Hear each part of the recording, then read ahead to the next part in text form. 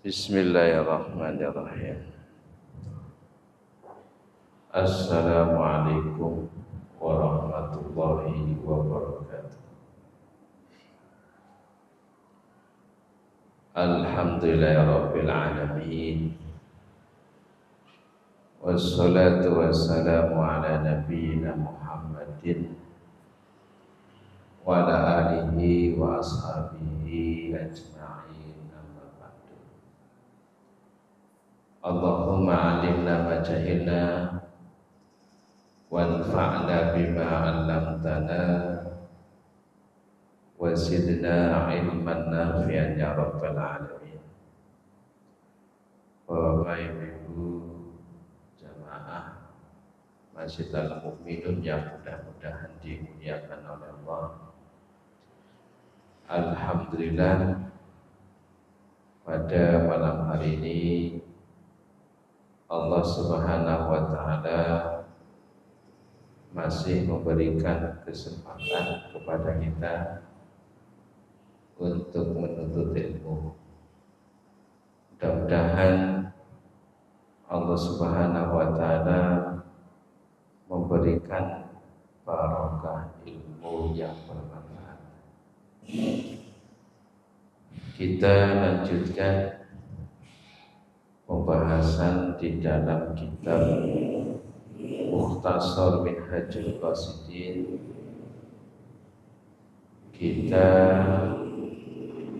sampai pada pasal tentang beberapa adab di dalam bergaul dengan sesama manusia. Di dalam kitab Mukhtasar Minhajul Qasidin ini Ibnu Qudamah menerangkan satu pasal bagaimana kita itu bermuamalah, bergaul dengan sesama manusia. Karena kita itu hidup bukan sendirian. Karena kita itu hidup bersama dengan orang lain. Kita hidup di tengah-tengah masyarakat. Maka di dalam syariat Islam itu diatur supaya berlangsung dengan baik dan bisa menunjukkan akhlak Islamiyah yang baik. Kita sampai pada perkataan Ibnu Qudamah, wa iyyaka wasadiqal afiyati, dan hindarilah dan jauhilah sadiqal afiyah. Sadiqul afiyah itu adalah sahibukal ladzi ya'rifuka indarraha'i faqat. Yang dinamakan sadiqul afiyah itu adalah sahabatmu yang hanya mengenal kamu pada saat bahagia saja, pada saat lapang saja. Jadi kalau pada saat susah tidak mau nemenin, pada saat sedih malah menjauh. Tapi giliran sedang obel, sedang banyak uang, datang kepada Anda. Nah, kata Ibnu Qudamah, kalau ada teman yang semacam ini, hindari, jauhi. Kenapa demikian? Karena persahabatan yang dibangun bukan karena atas dasar cinta, akan tetapi hanya kepentingan semata. Maka betul yang dikatakan oleh Ibnu Qudamah, wa iyyaka wasadiqul afiyah, jauhi sadiqul afiyah, teman yang hanya mengenal Anda, mengenal kamu pada saat Anda itu dalam keadaan senang, bahagia, banyak duit. Akan tetapi ketika dalam keadaan sempit, dia menjauh. Nah, kemudian wala taj'al malaka akrama min irtika, dan janganlah engkau menjadikan hartamu lebih mulia dari kehormatan. Janganlah engkau jadikan hartamu lebih mulia daripada kehormatan. Masing-masing orang itu punya harga diri. Masing-masing orang itu punya kehormatan. Akan tetapi jangan sampai seseorang itu menjadikan hartanya itu lebih mulia daripada kehormatannya, lebih mulia daripada harga dirinya. Artinya apa? Artinya jangan sampai harta kita memperbudak diri kita. Jangan sampai apa yang kita punya berupa harta itu menjadikan diri kita itu sebagai budak. Yang seharusnya adalah harta itu harus berkhidmat kepada kita, bukan kita berkhidmat kepada harta. Contohnya apa? Banyak orang kalau banyak duit, banyak keinginan tak? Banyak keinginan, pengen piknik, pengen beli mobil, terus pengen beli motor, banyak keinginan. Yang mana keinginan inilah yang memperbudak dia sehingga menjadi tersiksa mikirin harta, sehingga dia itu lalai dari kewajibannya sebagai seorang hamba. Atau bahkan ada yang menjadikan dirinya itu apa? Hina di hadapan manusia dan hina di hadapan Allah Subhanahu wa taala. Karena apa? Karena harta. Nah, maka di sini Guru Kudama mengatakan jangan sampai hartamu itu dijadikan lebih mulia daripada harga diri Anda. Karena harga diri itu lebih mulia daripada segala-galanya. Uang, harta kalau habis, kalau hilang masih bisa dicari. Tapi kalau kehormatan dan harga diri kalau sudah jatuh, susah banget. Kalau sudah hilang, maka dia tidak akan kembali. Maka jangan kau hinakan diri Anda karena harta Anda, tapi muliakanlah harga diri Anda dengan harta Anda. Jangan sampai punya harta itu medit, Pak. Ya, punya harta apa? Medit. Yang sampai menjadikan dirinya itu hina di hadapan manusia. Kalau orang punya harta medit, kira-kira orang banyak yang suka atau enggak? Tidak ada.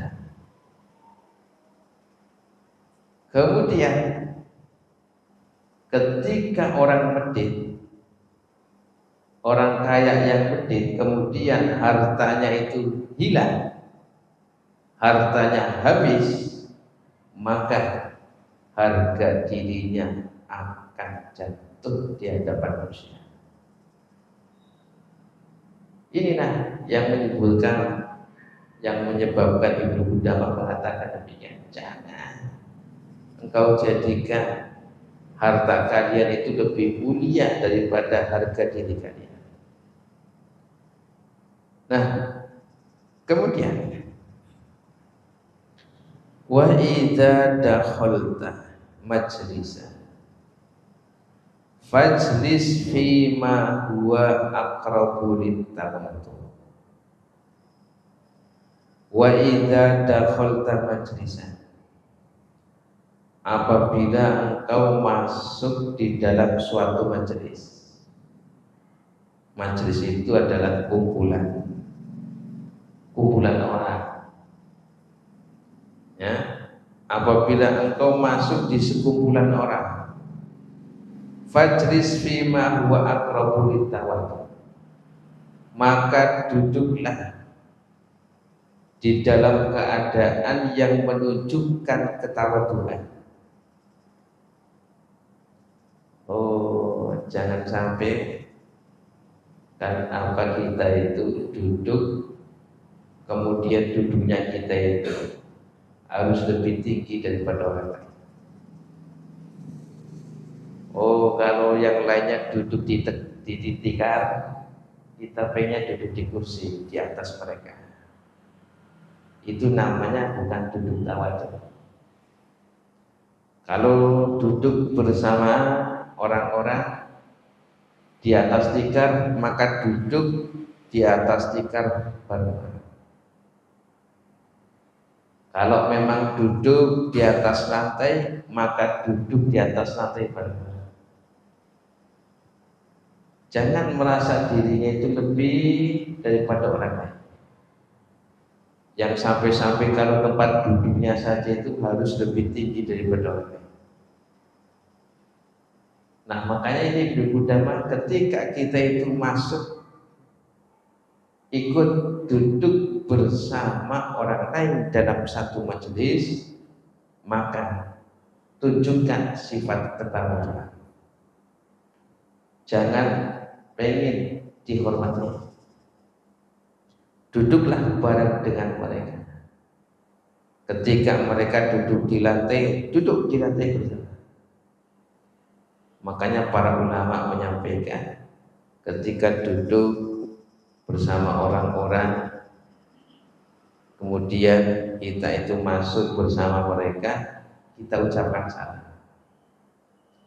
Ketika kita ucapkan salam, kemudian kita itu tidak boleh melangkahi pundak orang yang sedang duduk. Nah, kemudian ketika kita itu duduk bareng-bareng dengan manusia, maka carilah tempat yang masih longgar. Jangan usir manusia. Jangan kamu pergi, ini tempat saya. Jangan. Cari yang masih longgar. Dan inilah yang dilakukan oleh Nabi kita Muhammad Sallallahu Alaihi Wasallam.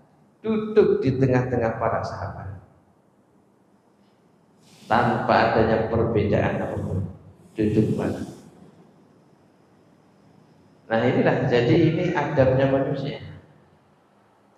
Adab ketika duduk dengan manusia, ya sudah, tidak ada yang namanya apa ya, tempat duduk istimewa. Kalau duduk ya duduk bareng bersama. Dan inilah sikap daripada Rasulullah Shallallahu Alaihi Wasallam. Kemudian wala tajlis ala tariq, jangan duduk di pinggir jalan atau jangan duduk di jalan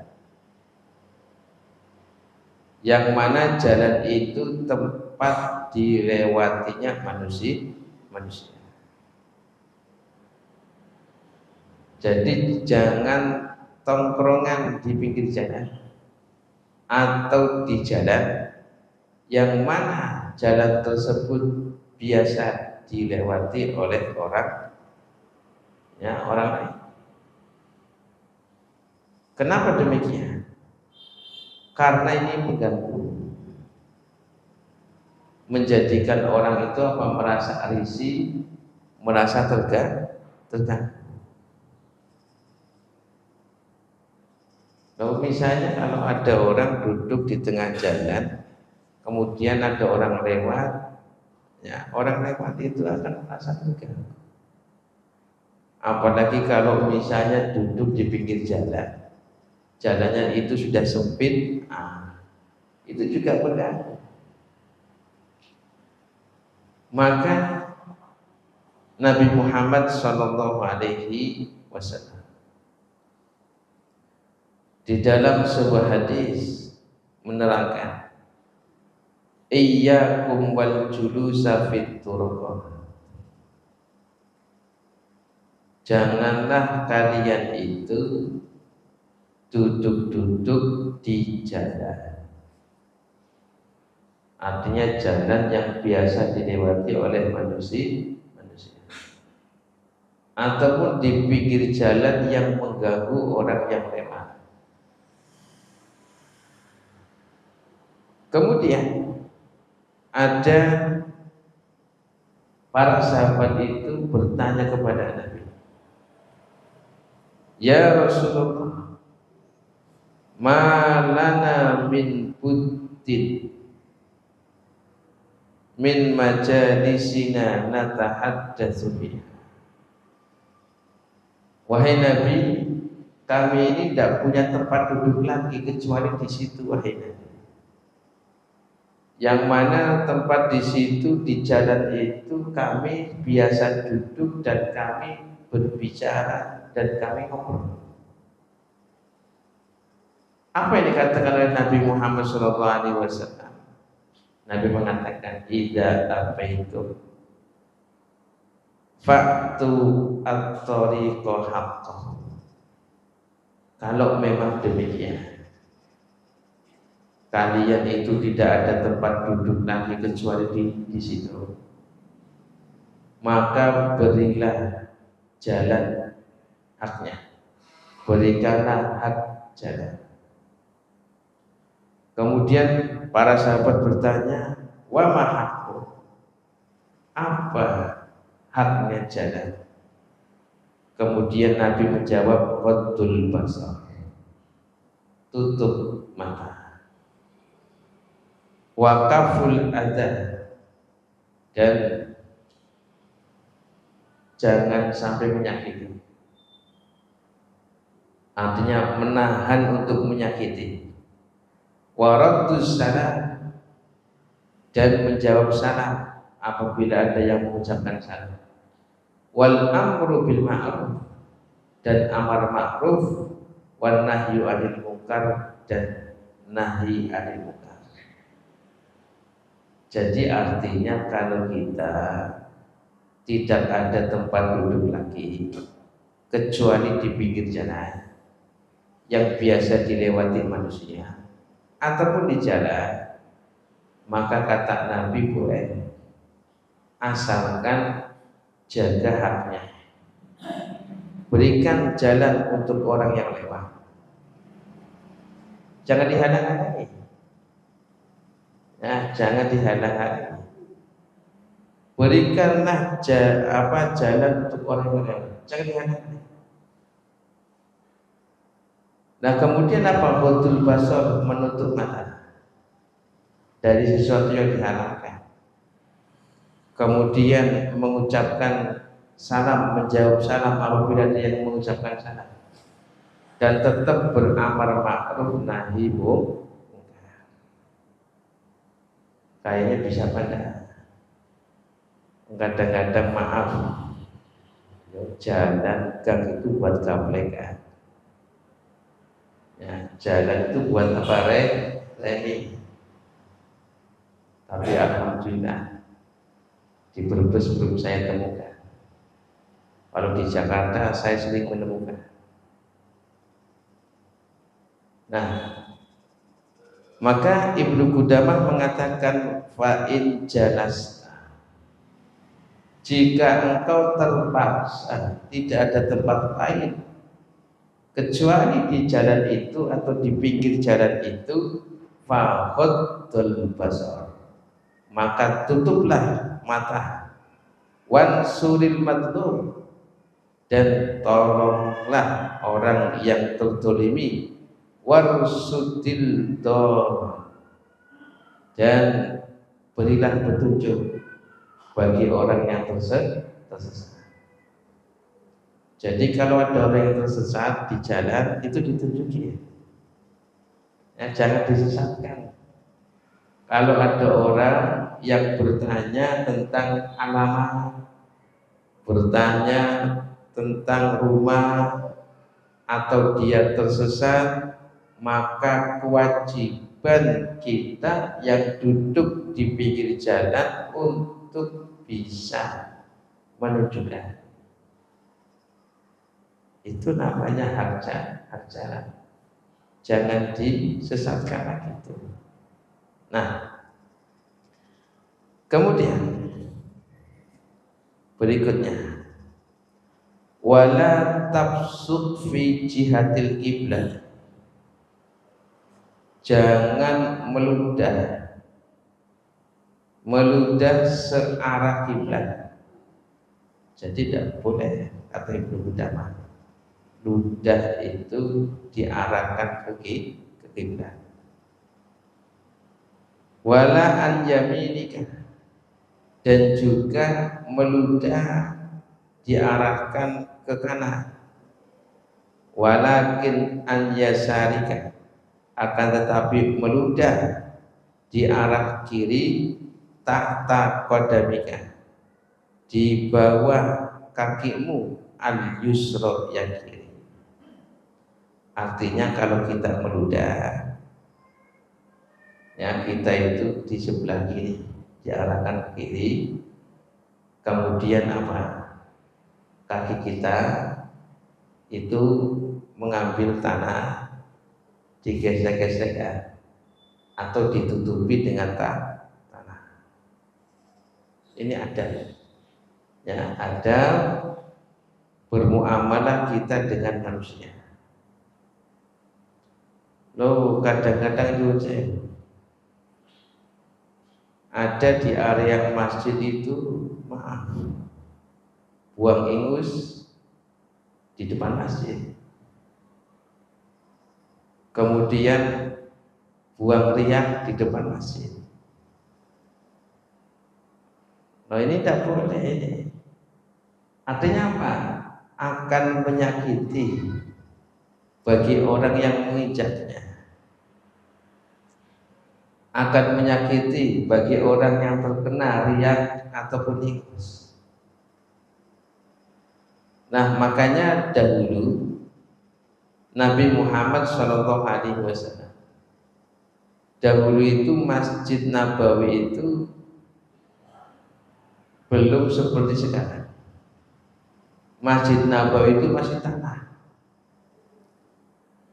Maka ada sebagian yang masuk masjid itu meludah di masjid. Nah, kemudian apa kata Nabi Muhammad SAW? Nabi menyampaikan, al-busaqu fil masjidi khati'atun wa kafaratuha dafna. Kata Nabi, meludah di dalam masjid itu suatu bentuk dosa, dan untuk menghapus dosa itu harus ditanam. Maksud ditanam itu ditutupi tanah, karena dulu itu masih alasnya itu pakai tanah. Kalau konteks sekarang, ketika ada orang meludah di masjid, maka harus dipel, ya, harus dipel.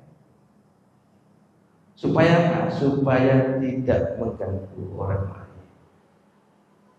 Nah, supaya tidak mengganggu orang lain, coba bayangkan misalnya kita saja, kalau kita menginjak ludahnya orang, Kalau kita menginjak riaknya orang, bagaimana perasaan kita? Nah, maka itulah sebagaimana kita itu tidak suka ketika sesuatu itu menimpa kita, maka selayaknya kita harus menjaga sesuatu itu dari orang lain. Itu rumusnya demikian. Kalau sekiranya sesuatu itu tidak kita sukai mengenal pada diri kita, maka seharusnya kita jaga sesuatu itu jangan mengenai orang lain. Itu rumusnya. Ya, ini rumus dalam muamalah dengan manusia. Siapapun orangnya. Nah, makanya luar biasa yang dikatakan oleh Ibnu Qudamah. Maka berkaitan dengan Ibnu Qudamah menyampaikan meludah ke arah kiblat itu tidak boleh, ikraman lil kiblat, karena kita itu memuliakan kiblat. Kenapa kita itu ya tidak boleh meludah ke arah kanan? Maka para ulama menyampaikan ikraman lil malaikat, karena memuliakan malaikat. Jadi yang disebutkan yang di dalam kitab Syarah Ithaf Sadatil Muttaqin. Jadi ilahnya itu sebabnya kita itu tidak boleh meludah ke arah kiblat karena memuliakan kiblat. Kemudian tidak boleh meludah ke sebelah kanan ikramanil malaikat, memuliakan malaikat. Nah, maka ketika kita meludah ke arah kiri, kemudian ludah tersebut kita tutupi dengan tanah atau kita lenyapkan dengan apapun yang supaya tidak mengenai orang lain. Nah, kemudian wahdar mujalasatal awam, hindari mujalasatal awam, duduk-duduk bersama orang awam.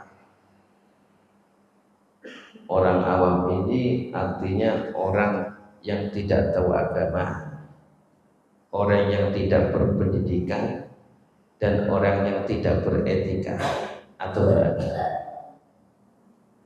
Jadi definisi orang awam di sini adalah orang yang tidak tahu agama, orang yang tidak berpendidikan, dan orang yang tidak tahu etika atau beradab. Maka hindari duduk-duduk dengan mereka. Fa'in fa'alta, kata Ibnu Qudamah, kalau toh terpaksa engkau itu duduk bersama mereka, fa'alaika bitaghafuli amma yajri min su'i akhlaqihim. Kata Ibnu Qudamah, jika engkau terpaksa duduk dengan mereka, orang yang tidak tahu agama, orang yang tidak berpendidikan, orang yang tidak tahu etika atau adab, kalau memang terpaksa kita itu duduk dengan mereka, apa kata Ibnu Qudamah? Fa'alaika bitaghaful, maka kalian itu harus banyak memaafkan apa yang terjadi min su'i akhlaqihim, dari akhlak etika tercela mereka. Maaf, tidak merendahkan. Artinya ketika mereka itu tidak beretika, kita itu harus memaklumi. Mereka berkata jorok, mereka berkata kasar, mereka itu bersikap yang tidak baik, ya kita harus memaklumi dan kita harus memaafkan. Karena begitulah, ketika mereka itu tidak tahu agama, tidak berpendidikan dan tidak beretika, maka yang muncul dari mereka itu sesuatu yang tidak baik, ucapannya tidak baik, ya akhlaknya, etikanya juga tidak baik, maka kita itu harus bisa memaklumi. Maka kita itu harus bisa memaafkan mereka. Wa tarkil khawdi fi hadithihi, dan kita itu harus meninggalkan pembicaraan mereka. Pembicaraannya bagaimana? Al-aqwadis sayyi'ah wal akhbaril kadhibah. Kita itu harus meninggalkan pembicaraan mereka, yang mana pembicaraan ini adalah kata-kata yang jorok, kata-kata yang buruk, dan kata-kata yang dusta. Kalau sudah mengarah ke situ ya sudah kita tinggalkan. Makanya Allah mengatakan wa'arid anil jahili, maka berpalinglah dari orang-orang bodoh, termasuknya bodoh di dalam akhlak dan etika. Nah kalau kita terpaksa duduk dengan mereka itu demikian, harus banyak memaklumi, harus banyak memaafkan. Kalau mereka ya terus berkata yang bohong, terus berkata yang jorok, berkata yang kasar, tinggalkan. Nah kemudian berikutnya, ini yang terpenting, wahdzar dan hindari kasrotal mizah, dan hindari banyak bergurau. Hindari banyak bergurau. Bergurau sekedar mengakrabkan itu tidak masalah. Akan tetapi ketika sudah banyak bergurau, maka ini yang tidak diperbolehkan. Kenapa demikian? Fa innal labiba yaqitu 'alaika fil mizan.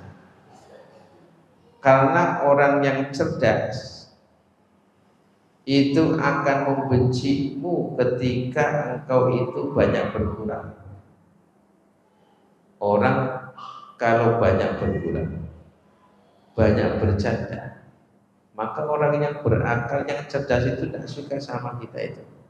Kenapa? Karena kita banyak bercanda. Justru sebaliknya,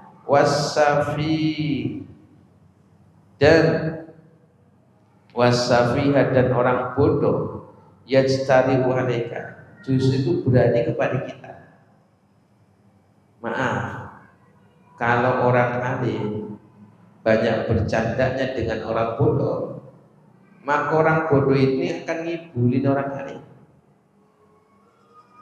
Ya, maka orang bodoh ini ya akan menjadikan bahan tertawaan.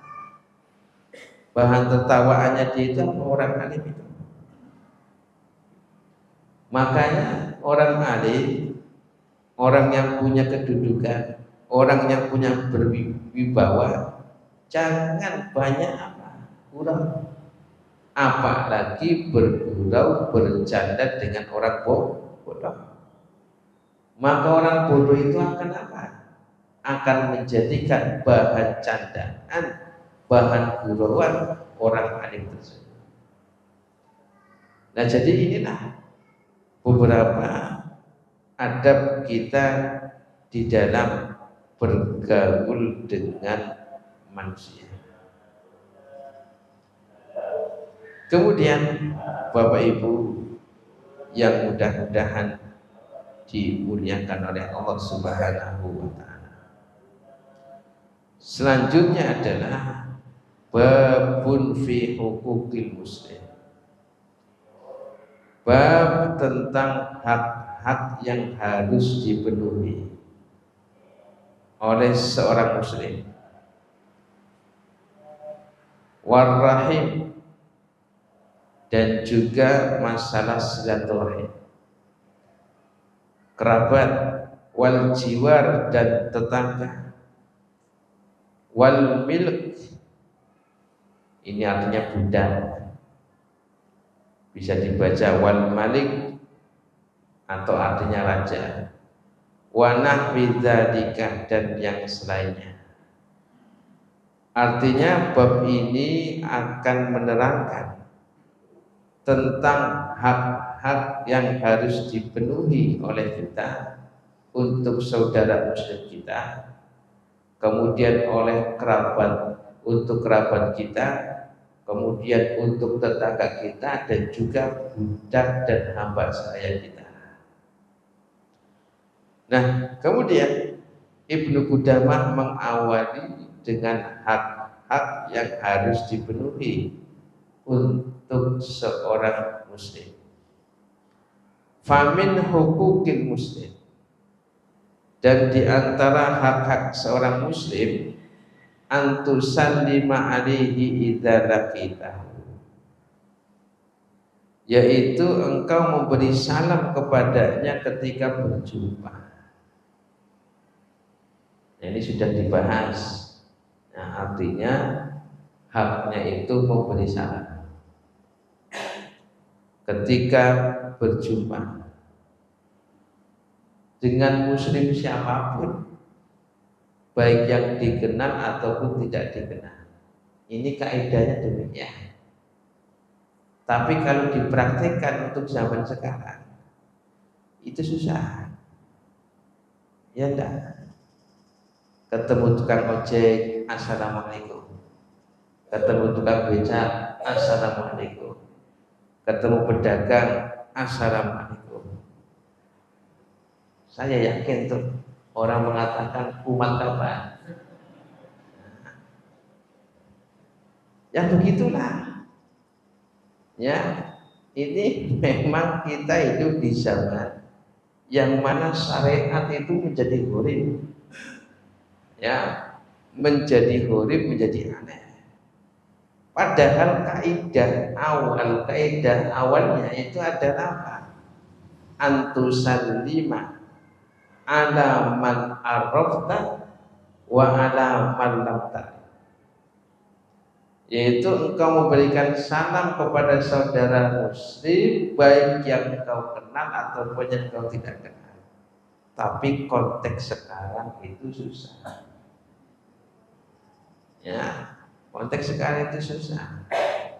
Luar biasa. Kita itu di zaman yang mana syariat itu menjadi gharib, menjadi apa? Asing. Ya. Jangankan itu, kepada saudara kita saja itu luar biasa. Ya. Datang ke rumah, assalamualaikum. Ya, ketemu pade, assalamualaikum. Ketemu bibi, assalamualaikum. Mana ada yang nanya, itu keluar nyantri kapan itu? Ya Allah. Akan tetapi bagaimanapun tetap kita itu berusaha melaksanakan sunnah-sunnah yang disampaikan oleh Nabi kita Muhammad Sallallahu Alaihi Wasallam. Makanya orang yang mengamalkan sunnah pada saat-saat fitnah sekarang ini, pada saat-saat akhir zaman sekarang ini, pahalanya itu lebih besar. Nah, berikutnya watu jibahu idza da'a, dan engkau mendatanginya idza da'aka, ketika dia mengundang. Ketika mengundang baik walimah, mengundang makan malam, maka dijawab, ya, didatangi. Nah, kemudian waktu syamitahu idza atisan, ketika bersin maka kita itu harus bertasmid. Apa bertasmid? Ya, yarhamukallah. Kemudian yahdikumullah wa yuslihu balakum. Jadi ketika ada orang bersin, maka kita itu sebagai hak yang harus kita tunaikan, kita mengucapkan apa? Yarhamullah. Tapi para ulama itu menjelaskan kalau yang bersin ucap apa? Alhamdulillah. Kalau tidak ucapin, sebagian ulama mengatakan tidak usah ucapin yarhamullah. Kita sudah bahas tentang masalah ini. Wa ta'udahu idza maritu, dan menjenguknya ketika dia sakit. Wa tashhada janazatahu idza mata, dan menyaksikan jenazahnya apabila dia meninggal. Dan ini juga sudah dibahas. Wa tubirru qasamahu, dan mentabrir sumpahnya. Nah, ini yang belum. Tabrir atau ibrorul qasam.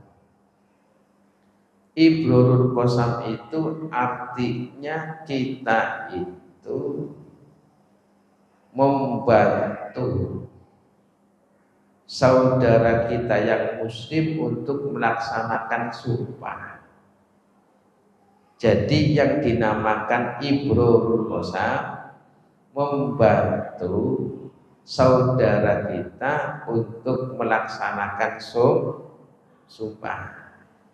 Selama sumpah itu bukan dalam kemaksiatan, ya, selama sumpah itu bukan dalam kemaksiatan.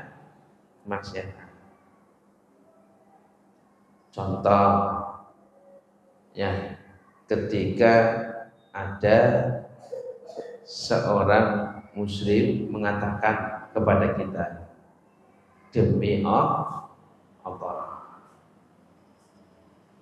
demi Allah, kamu tidak akan, ya, kamu tidak akan memberikan untuk saya sebuah hadiah. Jadi ketika misalnya ada seorang muslim mengatakan demi Allah, kamu tidak akan memberikan untuk saya hadiah, maka ini adalah perkara yang mubah. Memberikan hadiah atau tidak memberikan hadiah itu adalah apa? Perkara yang mubah. Maka ketika ada saudara kita mengucapkan demikian, ya kita jangan kasih hadiah. Kenapa? Kalau kita kasih hadiah berarti apa? Saudara kita itu apa? Membatalkan sumpah, maka harus bayar kafarat itu. Itu namanya ibrorul qasam. Jadi ketika misalnya seorang muslim mengatakan karena malu kalau dikasih hadiah, kemudian apa? Dia bersumpah demi Allah, engkau itu tidak akan memberikan hadiah kepadaku. Maka supaya kita itu bisa membantu dia melaksanakan sumpahnya, jangan dikasih hadiah. Kalau dikasih hadiah berarti apa? Batal sumpahnya, dan dia itu harus bayar apa? Kafarah. Itu penjelasan di dalam fikih demikian. Nah, itu sebagai hak yang harus ditunaikan, yaitu apa? Kita membantu saudara muslim kita untuk bisa melaksanakan sumpah selama sumpah itu bukan dalam hal yang maksiat. Berikutnya, watan soha lahu idas dan sohaka, dan memberikan nasihat idas dan sohaka ketika dia minta nasihat kepada engkau. Nah, ini juga sudah dibahas. Wa tahfadhuhu bi tuhril ghaibi idza ghaba, dan engkau menjaganya bi tuhril ghaibi ketika dia tidak ada, idza ghaba ketika dia itu pergi. Jadi artinya kita menjaga apa? Kehormatan dari saudara muslim kita, dan juga kita menjaga harta saudara kita. Contoh, kalau kita punya tetangga, ya tetangga itu muslim, maka ketika tetangga muslim itu pergi, kita itu harus bisa menjaga rumahnya. Kemudian apa? Kita itu harus menjaga kehormatannya. Jangan sampai misalnya ada orang datang, kemudian orang datang mencari orang muslim itu, tetangga kita, kemudian kita malah mengucapkannya tidak baik. Oh, si fulan ini orangnya kayak gini, si fulan orangnya kayak gini. Oh jangan, kita harus jaga kehormatan.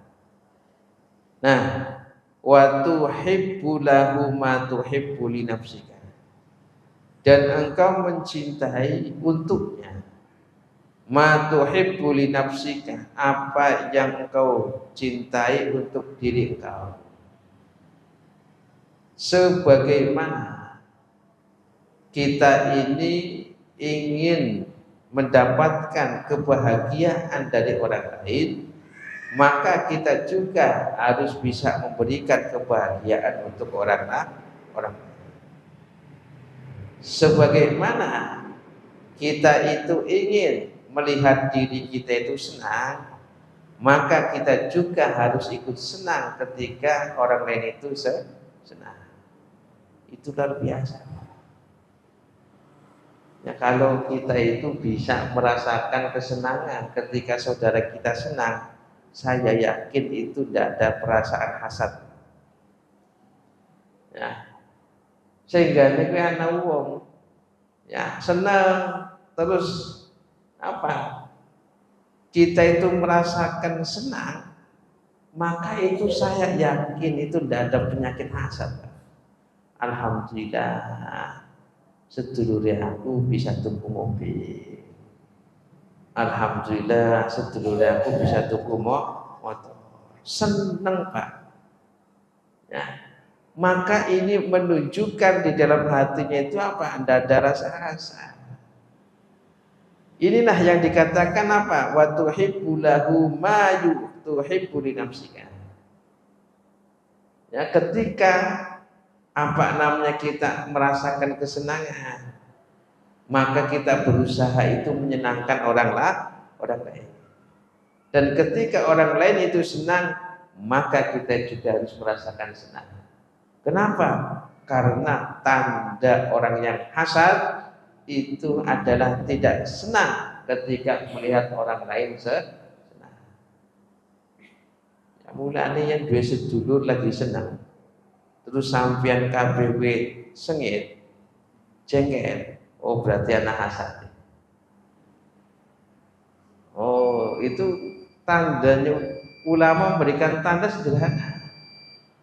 Apakah kita itu ada punya penyakit hasad atau tidak?